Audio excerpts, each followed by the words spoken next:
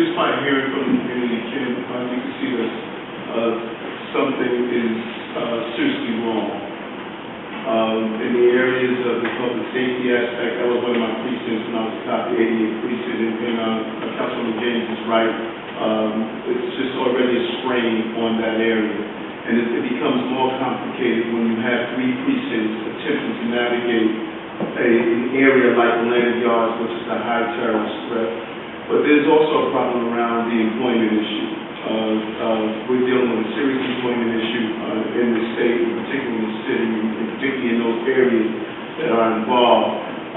There's a real problem with the project, and I think the problem with the project could actually be in line with what the governor has stated. Too many people throughout the state have promised to give tax subsidies from the state, and have not delivered on their promises.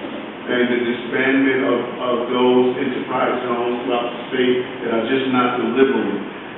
We can't do that in Buffalo. We're not going to do it in Brooklyn. Forest City Radnor has not delivered.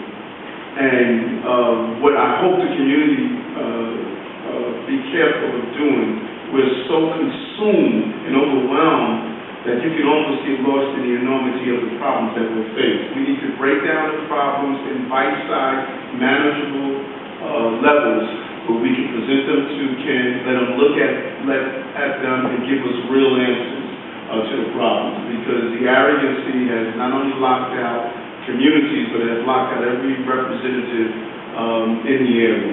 And that is not how you carry on the project. You came to the representatives.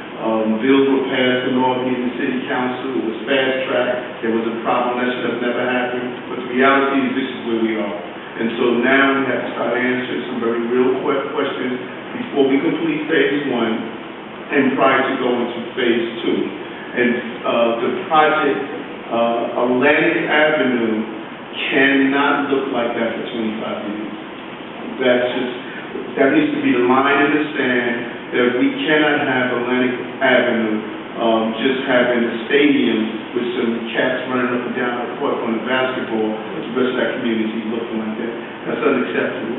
If they can't reach the deadline, if it was a 10-year deadline, then we need to go back to the table and find someone else. That is prime real estate. That real estate can be developed, and it should be developed in the right way. But I think the starting point is for just some clear answers to the questions.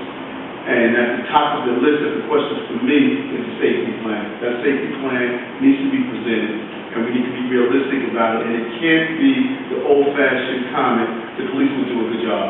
We need to know how the police is going to do a good job. And I think that's what the community basically stated.